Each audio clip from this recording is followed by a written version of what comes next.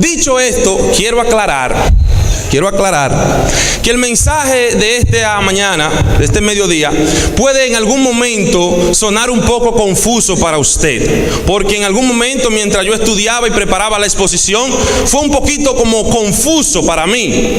Quizás usted, no sé, se siente un poco enredado, no sé, o quizás usted no esté de acuerdo con lo que se esté diciendo. Yo solamente quiero pedirle que tenga un poquito de paciencia, ¿ok? Tenga un poquito de paciencia, no se desespere, pero usted verá cómo Dios va a hablar claramente a su iglesia. Yo quiero que, para que iniciemos formalmente con el estudio, yo quiero que primeramente tengamos Biblia en mano. Y alguien dijo por ahí, abran sus Biblias, enciendan sus Biblias. Yo no sé, ahora hay que encenderlas las Biblias. No sabía que las Biblias se encendían, pero escuché a alguien que dijo así: enciendan sus Biblias, abran sus Biblias, ¿no? Y ya que usted tiene su Biblia ubicada, yo quiero tener una palabra de oración para iniciar, ¿ok? Inclinamos el rostro. Querido Dios, una vez más, oh Padre, acudimos a ti. En este momento vamos a estudiar tu palabra. Te queremos pedir, oh Padre, que ese mismo espíritu que inspiró a esos grandes hombres a escribir tu sagrado libro sea el mismo espíritu que toque nuestros corazones en este momento, Señor. Que al estudiar tu palabra podamos entender y escuchar claramente tu voluntad hacia con cada uno de nosotros. Y sobre todo, Padre, que la pongamos por obra y práctica en el nombre de Jesús. Amén. Vamos al libro de Primera de Juan. Libro de Primera de Juan. Y vamos a ubicar el capítulo número 2. Primera de Juan, capítulo número 2. Antes de leer, quiero dar un dato que yo lo considero significativo. El apóstol Pablo emplea una frase muy marcada. La frase es la siguiente: en Cristo, en Él o en el Señor. ¿Cómo dice la frase? En Cristo, en Él o en el Señor. Pero vamos a decirlo como que lo estamos escuchando. Ok, vamos a ver. La frase es: en Cristo, en Él o en el Señor. Esa frase Pablo en las 14 cartas que escribió la va a mencionar 164 veces. Si cogemos una Biblia regular, una Biblia de un tamaño común, esas 14 cartas nos van a dar alrededor de 100 páginas. En esas 100 páginas, la frase en Cristo, en Él o en el Señor se va a repetir 164 veces. De manera que para Pablo es vital, es importante estar en Cristo. Para Pablo, la esencia del cristianismo es estar en Cristo. Juan ha de repetir esa misma frase 26 veces. Y es de una de esas que vamos a comenzar el estudio de la palabra. Ya tenemos el capítulo 2 ubicado y vamos a leer de ahí los versículos 3 en adelante. Dice: y en esto sabemos que nosotros le conocemos, si guardamos, ¿qué cosa? Sus mandamientos. El que dice yo le conozco y no guarda sus mandamientos, el tal es, ¿qué cosa? Mentiroso, y la verdad no está en él. Versículo 5: pero el que guarda su palabra, en este verdaderamente el amor de Dios se ha perfeccionado. Por esto sabemos que estamos en Él. Aquí aparece una vez más la frase en Él. Esa frase Juan la ha de utilizar 26 veces. Misma frase que Pablo va a repetir 164 veces. Por esto sabemos que estamos en Él. ¿Cómo es que sabemos que estamos en Él? Dice el versículo 3 al final: si guardamos sus mandamientos. Juan está diciendo aquí que el que está en Cristo es aquel que guarda su palabra. Es aquel que guarda sus mandamientos. Si usted guarda sus mandamientos, por ende va a andar como Cristo anduvo. Versículo 6: el que dice que permanece en Él, es decir, el que permanece en Él, Juan nos está diciendo, es aquel que guarda sus mandamientos, es aquel que cumple su ley. Pues entonces usted va a andar como Cristo anduvo. Ahora, ¿cuál es el problema aquí? Hay un problemita aparentemente. Vamos a leer el versículo 5 del capítulo 1 ahí mismo. Vamos a leer el capítulo 1, versículo 5 en adelante, Primera de Juan. Para Juan, aquel que está en Cristo es aquel que guarda su palabra, es aquel que cumple su ley.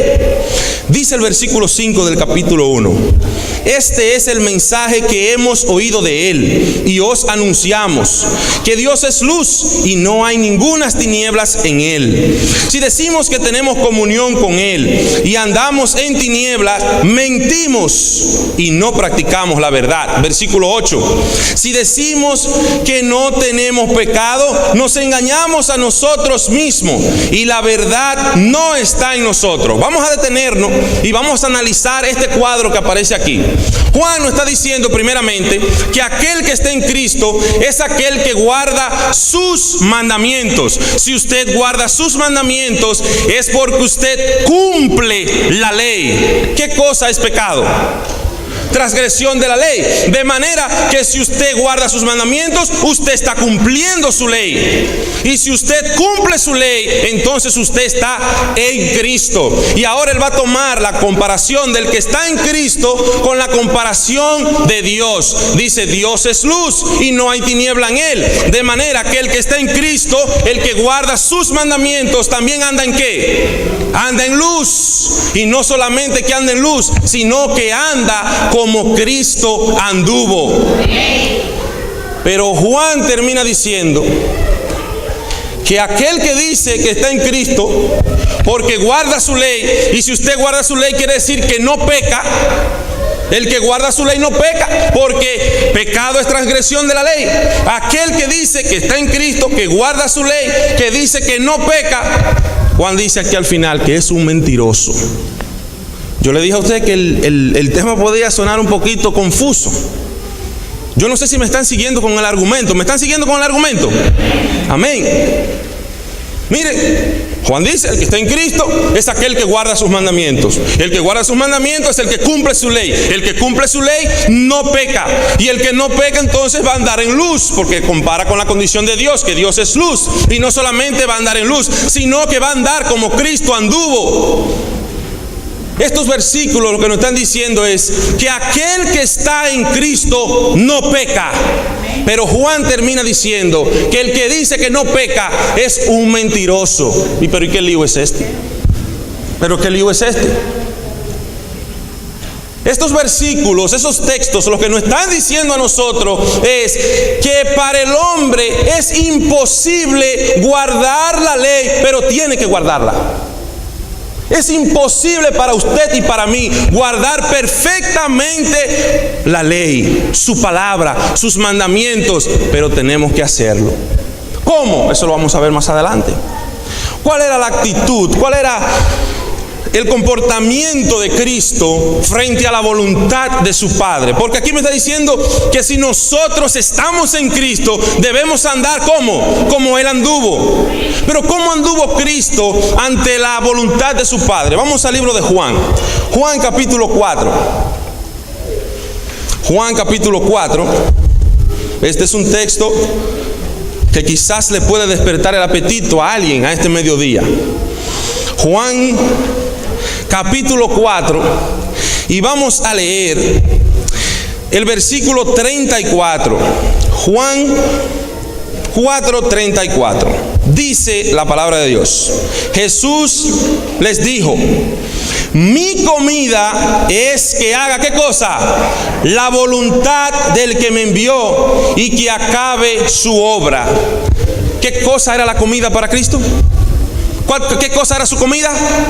Hacer la voluntad de Dios. Yo te pregunto, para ti, para mí, que yo digo que estoy en Cristo, ¿esa es mi comida? Hacer la voluntad de Dios para mí es como sentarme a la hora de las 12, a la hora del almuerzo, a comerme un plato de comida. Piense en ese menú, en ese plato favorito, que cuando usted lo ve, se le pone la boca agüita. Piensa en eso ahora mismo, rapidito. ¿Qué cosa cuando usted ve servida en la mesa, como que lo mueve, usted dice: no, pero que se me hace la boca agüita? Pregúntese usted si hacer la voluntad de Dios para usted le provoca lo mismo. Si para usted hacer la voluntad de Dios es como sentarse y disfrutar una buena comida. porque todo aquel que dice que está en Cristo debe andar como Él anduvo. Y regreso rapidito a Primera de Juan, donde comenzamos a leer el capítulo 2, versículo 3, dice: y en esto sabemos que le conocemos. ¿En qué cosa? Si guardamos sus mandamientos. Hermanos, seamos sinceros, ¿es posible guardar sus mandamientos? Hagamos un ejercicio aquí práctico. Vamos a autoevaluarnos. Vamos a hacer un inventario. ¿Es posible guardar los mandamientos? Cuando usted se mira frente a ese espejo de los 10 mandamientos, ¿es posible que usted lo cumpla, que usted lo guarde? O quizás a usted le pasa como a mí o como a muchos, que dicen: hoy yo voy a tener una hoja en blanco en mi vida. Hoy sí, yo me levanté con el deseo, yo me levanté con eso en la mente de que hoy yo voy a cumplir la ley. Yo voy a cumplir, voy a guardar sus mandamientos. Y no pasan horas ni minutos cuando ya esa hoja en blanco comienzan a salpicarles manchitas. Yo no sé si es a mí que me pasa, pero yo vivo en este mismo planeta que usted vive. No sé si a usted también le pasa eso. Mire, el hombre en este asunto, lo más lejos que llega en este asunto es a tener una intención. Usted y yo, el hombre, en este asunto de guardar perfectamente la ley, lo más lejos que llegamos es a tener un profundo y vivo deseo de cumplirla, pero ese deseo no se cristaliza, no se concretiza. Sabemos que debemos guardar la ley, sabemos que debemos cumplirla, pero lamentablemente se nos dificulta, se nos hace muy difícil. ¿Será que aquí habrá alguna persona que diga: yo no, yo sí? Yo le aseguro a ustedes que yo guardo perfectamente, que yo cumplo y guardo la ley. Eso no existe, mis hermanos. Eso no existe.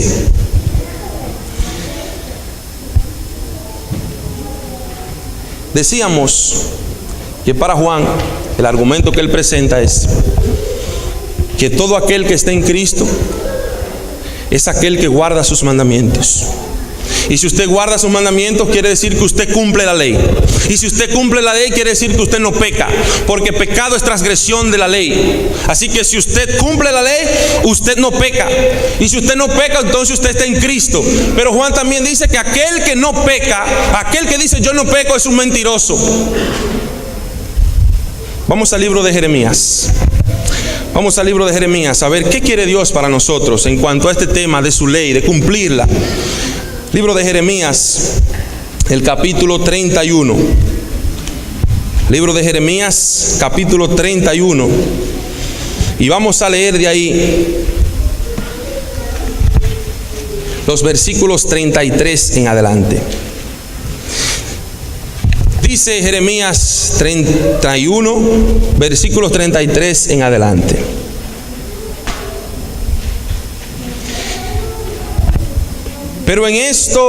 Pero este es el pacto que haré con la casa de Israel después de aquellos días, dice Jehová. Daré mi ley en su mente y la escribiré en su corazón, y yo seré a ellos por Dios y ellos me serán por pueblo. Versículo 34.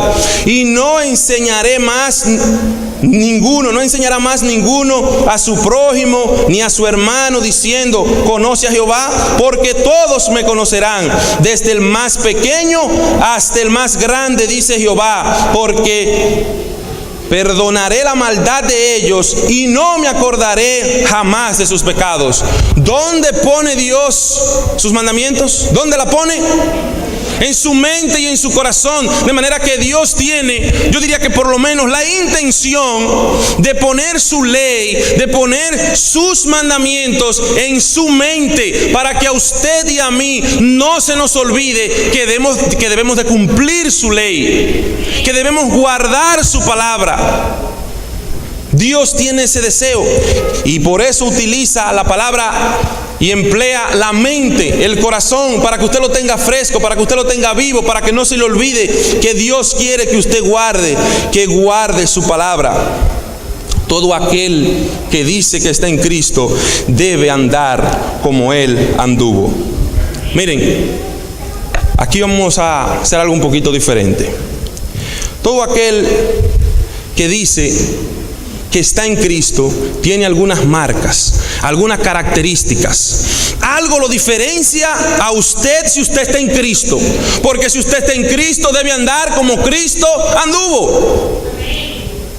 Y vamos a ir a la Biblia, vamos a leer algunos pasajes y vamos a leerlo aquí en la pantalla para hacerlo un poquito más dinámico, acerca de algunas marcas, de algunas características de aquel que está en Cristo. Dice Juan capítulo 14, versículo 21, leemos, dice: el que tiene mis mandamientos y los guarda, ese es el que me ama. Y el que me ama será amado por mi Padre, y yo le amaré y me manifestaré en él. Sabemos que tenemos que guardar los mandamientos. Ahí dice que mi Padre lo amará. ¿A quién es el que Dios ama? ¿A quién? ¿Al que qué?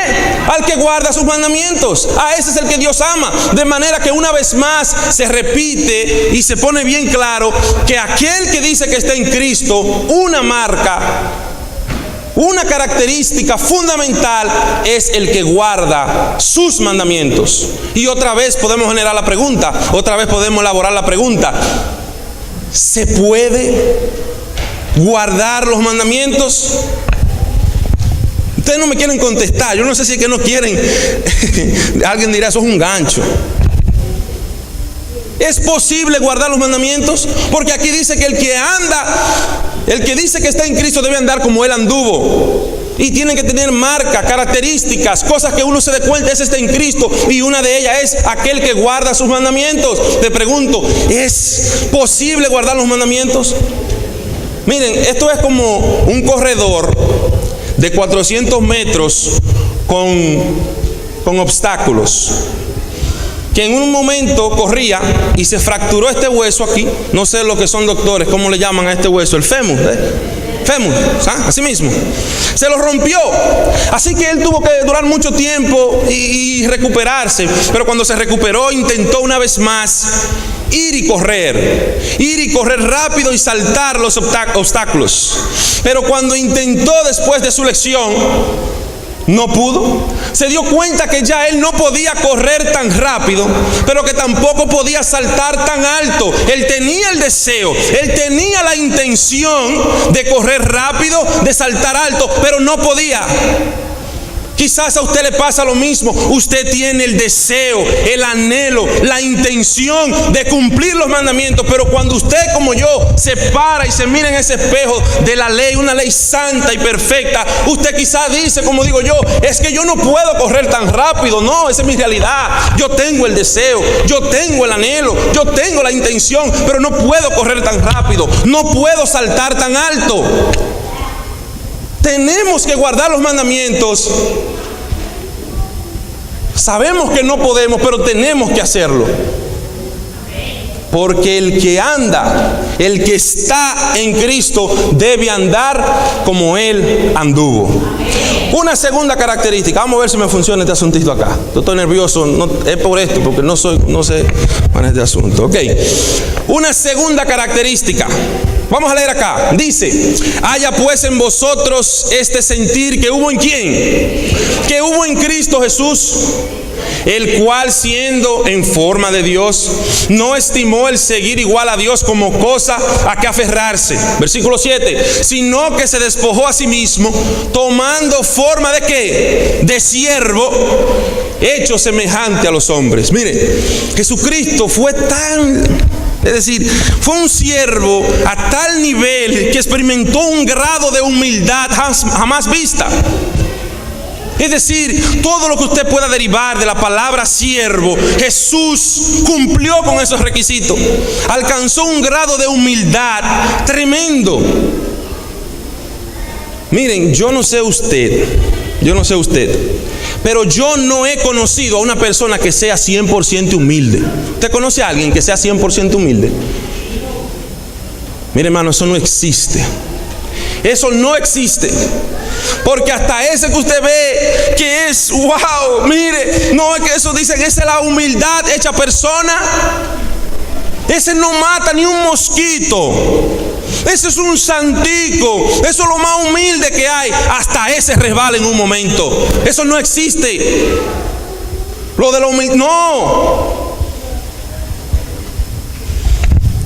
Sabemos que debemos ser humildes como Cristo lo fue. Porque si yo estoy en Cristo, yo debo andar como Él anduvo. Y Él anduvo bajo la humildad. Se caracterizó con la humildad.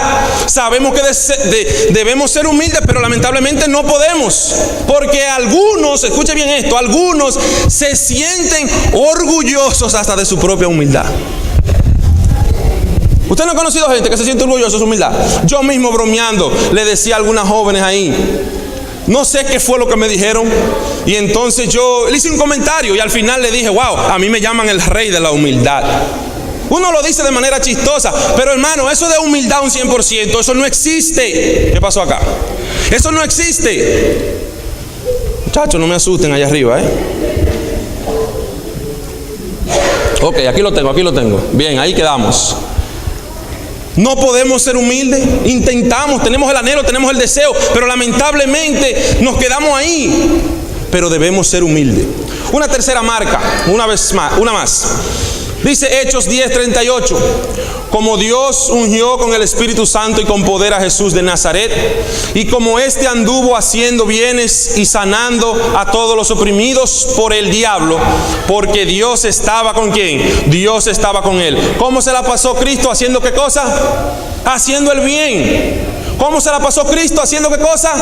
Haciendo el bien. Pero cuando usted y a mí nos piden $5 por ahí, no $5, una simple moneda. Yo no sé si usted es lo que piensa como yo. Te suma y dice 2 más 2, ¿cuántos son? Y al final la conclusión le dice, yo no voy a mantener vicio. Usted dice eso a veces en las esquinas, en los semáforos, ¿no? Miren, en los países nuestros abundan personas pidiendo en la calle, ¿sí o no? Ahora, cuando uno viene a un país más desarrollado, donde no hay tanta pobreza, pues eso disminuye. Bueno, usted se va a ciudades grandes y usted va a ver eso como frecuenta más. Ahora, cuando yo llegué a Yurica, a la ciudad de Yurica en el año 2007, usted muy difícil veía a alguien en una esquina, en un semáforo, pidiendo dinero. Pero ahora, yo no sé si usted se ha dado cuenta, pero andan unos cuantos por ahí. Y no solamente andan por ahí, van a iglesias a pedir cifras. A pedir cifras. Es decir, en Syracuse hay un señor que yo lo veía antes, que me paraba, tenía que hacer una izquierda, y ahí él estaba ahí con un letrerito. Que siempre o son militares o hay alguna desgracia que tienen, ¿no? Ya como argumento. El cual es que piden. Y ese de verdad que sí, daba como pena. La situación que se le veía, no sé si él estaba engañando o qué, pero era difícil. Pero después, más adelante, había uno que estaba fuerte como un toro. Rosadito. Estaba más fuerte que yo. Que podía hacer algo más útil que lo que estaba haciendo. Y a gente así, cuando usted calcula, dice, no, yo a eso no le hago el bien. Pero muchas veces discriminamos porque somos seres humanos. Ahora, Jesús no se la pasaba discriminando. Jesús se la pasaba haciendo el bien. Y todo aquel que está en Cristo debe andar como Él anduvo. Y Cristo anduvo haciendo el bien. Pero lamentablemente la realidad es que usted y yo ahí, y eso es un simple ejemplo por encimita, porque hay muchos que podemos hablar. Una marca más. Le gusta a las mujeres. Cuando las mujeres se lee este texto, le encanta la primera parte. Mi esposa, cuando alguien lo predica desde acá o lo lee, ella me hace así con el codo. Papá. Escucha esto. Dice, maridos, amad a vuestras mujeres, así como Cristo amó a la iglesia y se entregó a sí mismo por ella. ¿De qué iglesia está hablando ahí? ¿De la iglesia de vestiduras blancas? ¿De esa iglesia transformada? No. Jesucristo a través de Pablo está hablando de la iglesia del hermano hipócrita. De la iglesia del hermano que cuando tú le das un consejo y da la espalda, sale a apuñalearte. No está hablando de una iglesia perfecta, está hablando de una iglesia imperfecta. Está hablando de una iglesia del hermano que lamentablemente es difícil. Es difícil, pero aquí me está diciendo a mí que yo debo amar a esa iglesia así mismo como Cristo la amó. Porque todo aquel que está en Él debe andar como Él anduvo. Y Cristo amó a esa iglesia. Pero nosotros, mis queridos, la realidad es que sabemos eso. Pero lamentablemente, muchas veces, por cualquier quista metapaja, por cualquier tontería, tenemos un conflicto dentro de la iglesia. Y se nos olvida lo que dice Cristo a través de Pablo. Amen a vuestras mujeres. Pero la parte más emocionante es cuando dice, como Cristo amó a la iglesia. Cristo amó a la iglesia y tú y yo debemos amar a esta iglesia, porque ¿sabe qué? Esta es la iglesia que Él murió por Él, y esta es la iglesia que muy pronto viene y se dirige victoriosa hacia el reino de los cielos.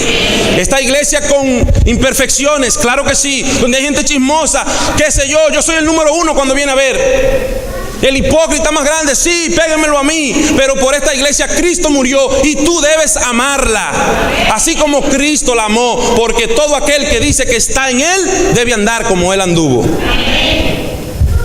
Creo que hay una marca y una característica más. Vamos a ver. Ok, aquí hay otra más. Dice 1 de Pedro capítulo 2, 23 y 24. El cual no hizo pecado, refiriéndose a Jesucristo, ni se halló engaño en su boca, quien cuando le maldecían no respondía con maldición, cuando padecía no amenazaba, sino encomendaba la causa al que juzga justamente. Mis queridos, ¿cuál fue su reacción la última vez que le ofendieron? Yo me estoy haciendo esta pregunta ahora mismo. Este chocolate y mi pan es mío. Olvídese de... Yo me estoy hablando del pan y el chocolate es suyo. ¿Cuál fue la actitud suya la última vez que le ofendieron? ¿Usted dobló rodillas y oró por ese hermano que le ofendió? Señor, quién sabe cuál fue la situación. Toca su corazón. Ayúdame a mí a ser ejemplo, a inspirarlo. ¿Esa fue su actitud? ¿O usted fue donde ese hermano y usted de lo que dice, yo no tengo pelo en la lengua, el que inventa conmigo me encuentra? Y usted se acercó a ese hermano porque se sintió ofendido y lo rellenó como una media, por no decir otra cosa. ¿Cuál fue su actitud la última vez? Porque Cristo, cuando lo amenazaban, cuando lo ofendían, cuando le hablaban con maldición, Él encomendaba la causa al que juzga, ¿cómo? Justamente. Difícil, ¿no? Hay uno más y último. Colosenses 3:12. Dice este texto muy famoso: vestíos pues como escogido de Dios, santos y amados, de entrañable misericordia, de benignidad, de humildad, de mansedumbre, de paciencia. Wow. Ahora hagamos un inventario, a ver cuántas de esas, yo me estoy haciendo un inventario, cuántas de esas me faltan, cuántas de esas yo tengo y cuál es el resultado. Mire, ahí hay una palabrita que me está dando duro a mí ahora mismo, es la última, paciencia. Yo no sé si a usted esa le está sonando como un eco permanentemente ahí, porque es difícil tener paciencia, ¿sí o no? Anoche hablábamos, mi esposa y yo, de una ocasión cuando ella estaba embarazada de Josiah, a punto de dar a luz. Íbamos para la casa de su madre, que vivía aquí en Yurick en ese tiempo, y íbamos por la calle Noise Street, correcto. Yo no sé qué hay en esa calle, pero ahí frecuentan hay muchos accidentes. En esa misma calle fue que algunas jóvenes de nuestra iglesia tuvieron un accidente. Pero yo voy un domingo tranquilo, era en la mañana, casi mediodía, no había mucho tráfico, y voy manejando en la Noise, y antes de llegar a ese highway que hay ahí, pues ahí hay 4 stop signs para cada vía uno. Así que yo me paré como debía pararme, miré para este lado y para aquel. Es decir, cuando miré para el lado derecho, yo no miré hasta el fondo allá, una milla más o media milla más. Yo solamente miré ahí y arranqué. Mis queridos, Pues yo automáticamente arranco. Yo no sé de dónde salió un carro como a 40, 50 millas por hora y era de frente que venía para la puerta donde ella estaba. Yo tuve que maniobrar y él maniobró también. Pero después de la maniobra, como dicen en la calle, a mí se me fue el avión. Se me cruzaron los cables. Juan 3:16 se me olvidó. Se me olvidó por completo. Y yo le caí atrás a ese carro por la Lincoln. Y si él iba a 50, yo iba a 60 atrás de él. Y le tocaba bocina. Y le bajé la ventana y le hacía señas que se pare. Y el joven, que no quiero decir ni su raza ni su color, siguió, pero mire, apurado. Se montó en el highway que lo lleva al mall a usted. Y todavía hasta allá, casi llegando a Hondipo, le caí yo atrás. A mí se me olvidó que podía venir un policía, que iba a causar otro accidente mayor, que yo soy cristiano, que ese día antes yo estaba en la iglesia aquí parado como todos ustedes cantando gloria a Dios, aleluya, al cielo iremos. Se me olvidó todo eso. Yo lo que quería era que ese individuo se parara, porque lo que él cometió, yo entendía que esa irresponsabilidad pudo haberle quitado la vida a un inocente o a alguien que andaba bajo la ley. Y gracias a Dios él no se paró. Mi esposa se entró en pánico y me dijo, voy a dar a luz, para. Mi hermanos, ¿qué hubiese pasado si ese individuo se para? Todo aquel que está en Cristo debe andar como Cristo anduvo. Mire lo que hay ahí. Hagamos una autoevaluación, un inventario. ¿Qué tengo ahí y qué me falta de ahí?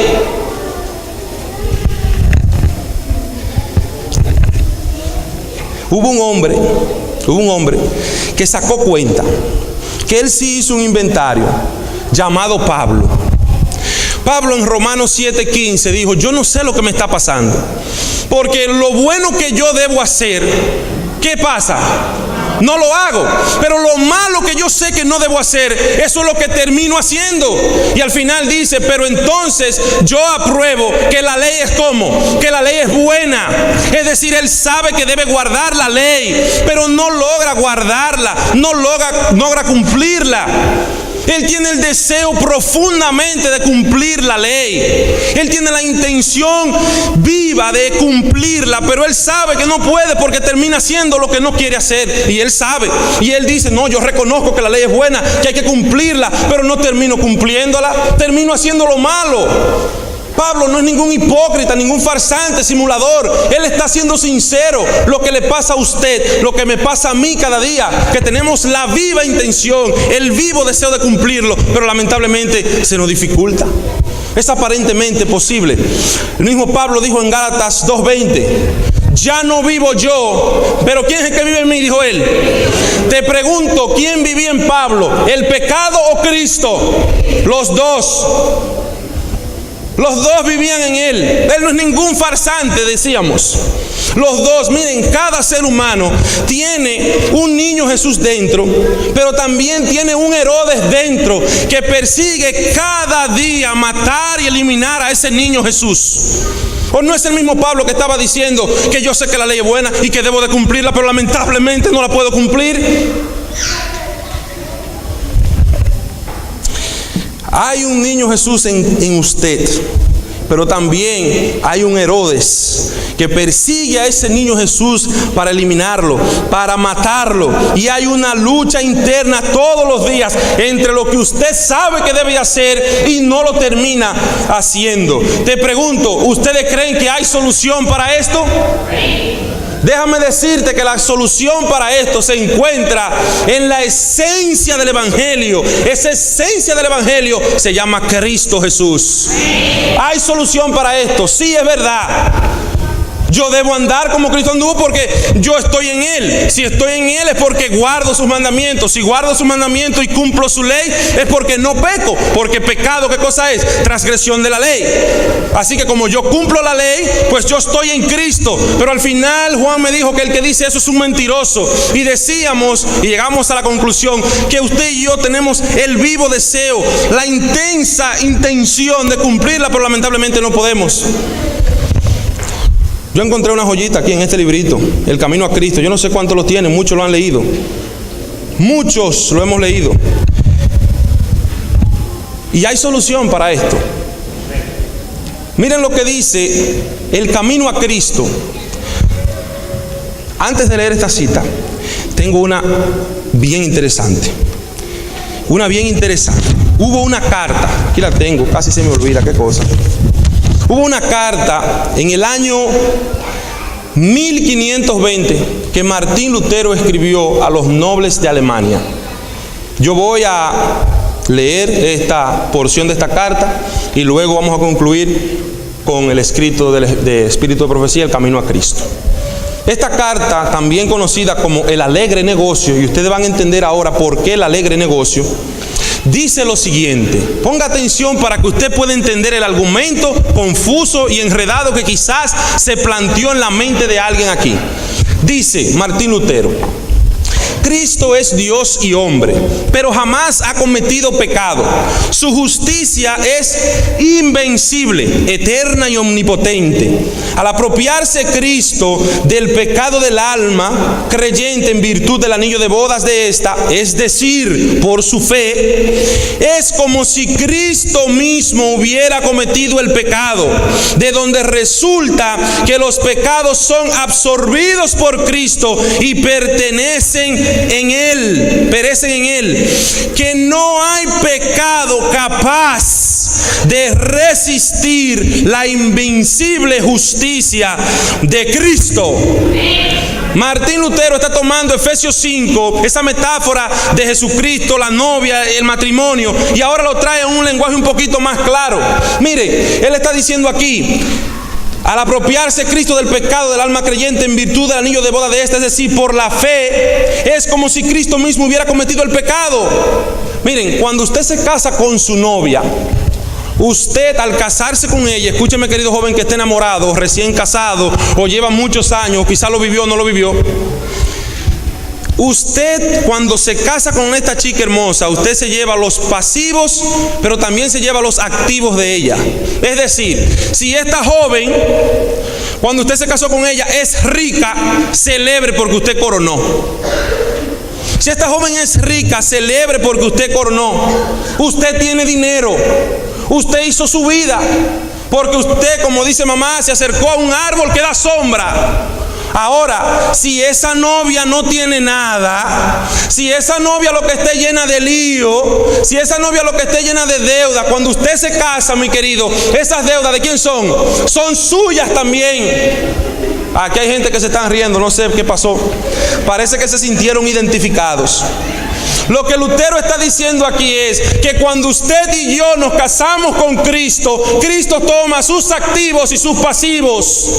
Cristo toma ese pecado tuyo, esa incapacidad de cumplir perfectamente su ley, y Él ahora la toma para Él. Él toma tu inmundicia, Él toma tus pecados y dice que no hay pecado aquí capaz de resistir la invencible justicia de Cristo. Es decir, Cristo toma tu injusticia, tu inmundicia, tu pecado, se lo come y muere en la persona de Cristo. Y ahora Cristo te regala su justicia. Miren, termina diciendo: ¿no es acaso alegre negocio que Cristo, el novio rico, noble y bueno, se despoje con una insignificante ramera, pobre, despreciable y mala, sacándola así de todo mal y adornándola con toda clase de bienes? Ya no es posible que el alma sea por sus pecados, una vez que estos también son de Cristo y han muerto en Él. ¿Cuál es el intercambio que hace Cristo con nosotros?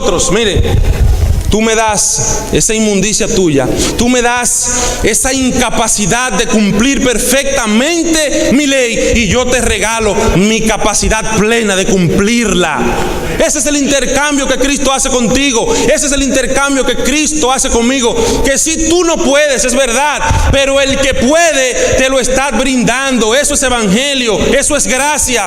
Aquel que puede cumplir la ley perfectamente te regala sus méritos. Voy a concluir con la cita El Camino a Cristo, porque puede ser que alguien diga: a mí me vale 3 pepinos lo que diga Martín Lutero, yo no creo en eso. Pues puede ser que usted crea un poquito más en lo que dice el Espíritu de Profecía. Voy a leer aquí, y si usted logra entender esto, pues va a entender todo lo que se ha dicho. Terminamos acá. Dice El Camino a Cristo, página 30 de este librito que tengo acá. Dice así: la condición para alcanzar la vida eterna es ahora la misma de siempre, exactamente igual a lo que era en el paraíso antes de la caída de nuestros primeros padres. Ella pone 2 puntos: la perfecta obediencia de la ley de Dios. ¿Es posible eso? ¿Qué decíamos al principio? ¿Es posible que usted guarde perfectamente una ley santa? ¿Es posible? No es posible. Dice ella: si la vida eterna se pudiera obtener bajo cualquier condición inferior a esta, entonces la felicidad de todo el universo se vería en peligro. Se abriría paso al pecado con todo su séquito de miseria y dolor para siempre. Antes de su caída, Adán podía desarrollar un carácter justo mediante la obediencia a la ley de Dios, pero falló en hacerlo, y por causa de su caída poseemos una naturaleza pecaminosa y no tenemos la capacidad de hacernos justos por nuestros propios esfuerzos. A causa de que somos malos y pecadores, no podemos obedecer una ley perfecta. Es imposible que usted cumpla una ley perfecta, pero agárrate, porque ahora viene la buena noticia. Dice ella: pero Cristo nos ha facilitado una vía de escape. Él vivió en este mundo en medio de pruebas y tentaciones similares a las que nosotros enfrentamos cada día. Mas Él vivió una vida sin pecado. Él murió por nosotros y ahora nos ofrece quitar nuestros pecados y ataviarnos con su justicia. Si te entregas a Él y lo aceptas como tu Salvador, no importa cuán pecaminosa haya sido tu vida, por sus méritos serás contado entre los justos. El carácter de Cristo toma tu lugar y eres aceptado delante de Dios como si nunca hubieras pecado. Este es el alegre negocio. Este es el negocio que Cristo hace contigo. Que tú digas: ¿sabes qué? Me presento ante esta ley santa, divina, perfecta. Yo no puedo cumplirla. Yo no puedo correr tan rápido. Yo no puedo brincar tan alto. Pero aquel que puede brincar alto, aquel que puede correr rápido, ya lo hizo y me brinda sus méritos. Tú y yo podemos cumplir la ley, pero tenemos que estar en Cristo.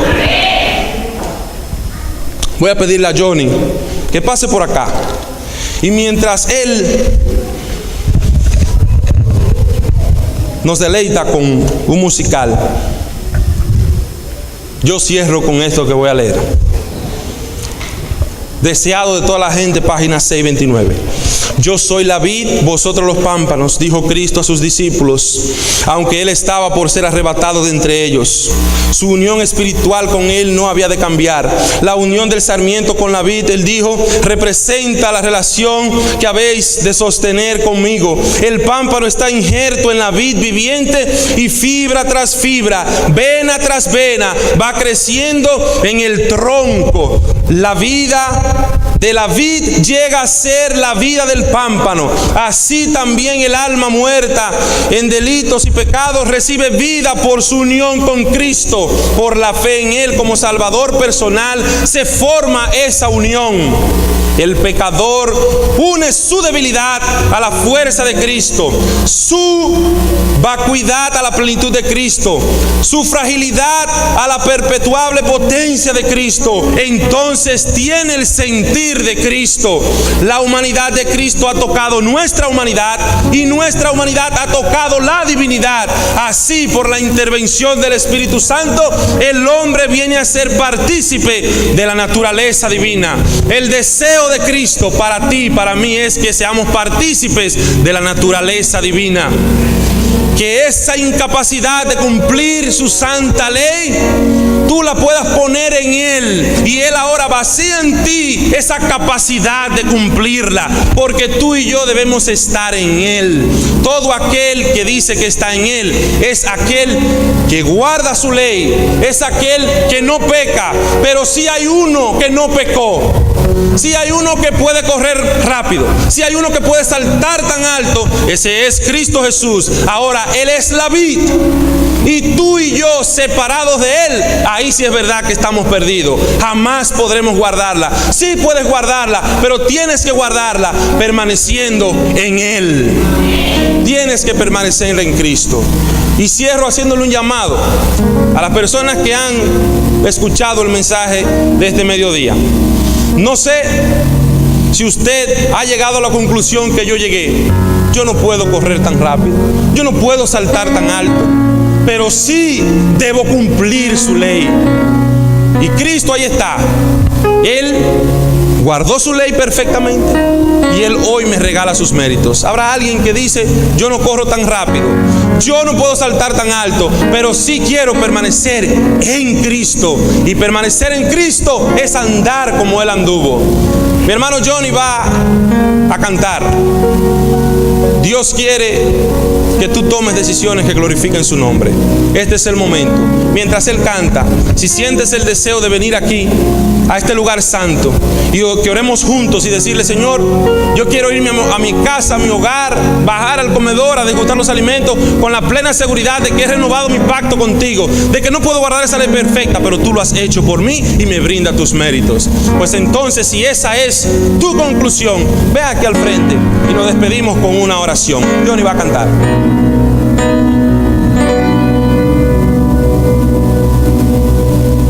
Miro el mundo en mi alrededor y veo tantos problemas. La madre llora su dolor porque el hijo no la respeta. Tiene miedo de mandar al más pequeño a la escuela, porque en vez de educación es un campo de guerra. Veo al joven que se droga buscando la solución para el vacío que siente dentro de su corazón, olvidando que tenemos esta amante Salvador. Está dispuesto a escucharnos si clamamos en oración, y es Jesús quien hace la diferencia, porque es Jesús quien puede cambiar tus penas por alegrías cuando a Él tu vida entregas. Y así pasamos la vida entre llanto y lamentación, consultando a los adivinos, buscando la solución, olvidando que tenemos a ese amante Salvador. Está dispuesto a ayudarnos si clamamos de corazón, y es Jesús quien hace la diferencia, porque es Jesús quien puede cambiar tus penas por alegrías cuando a Él tu vida entregas. Es Jesús quien hace la diferencia, porque es Jesús quien puede cambiar tus penas por alegrías cuando a Él tu vida entregas. Cuando a Él tu vida entregas, cuando a Él tu vida entregas. Sí, porque es Jesús quien hace la diferencia.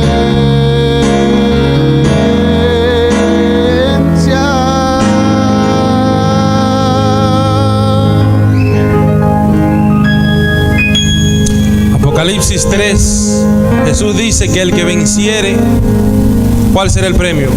Se sentará ¿dónde? en su trono. Pero cuando estudiamos bien, ese trono de Jesús es el mismo trono de su Padre. De manera que Jesús quiere que cada ser humano se salve, que cada ser humano venza y se siente con Él y con su Padre en el trono. Vamos a orar. Querido Dios, al inicio de esta programación hemos invocado tu presencia, oh Padre. Y en este momento tenemos la plena seguridad de que tu Espíritu se ha movido en este lugar. Pero de manera especial, Padre, ha tocado nuestros corazones.